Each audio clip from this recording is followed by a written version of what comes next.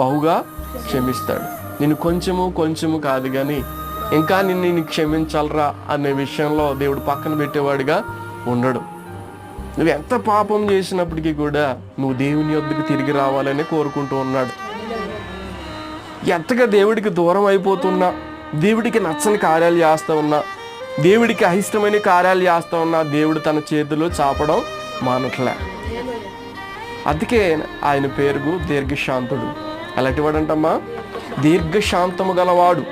మన జీవితంలో దీర్ఘశాంతాన్ని మరిచిపోయి ఒక్కొక్కసారి మనకు కోపతాపాలు వస్తూ ఈ వ్యక్తిని ఎన్నిసార్లు క్షమించాలి, ఎన్నిసార్లు నేను గద్దించిన లోబడని వ్యక్తి వైపు నా చేతులు ఎలా చాపాలి, నా మనస్సుని ఎలా నేను మార్చుకోగలుగుతాను. ఈ మనసు కఠినం అయిపోయింది, కానీ నా దేవుడి మనసు కఠినము కాలేదు. కఠినల కొరకే దేవుడు వచ్చాడు కదండి.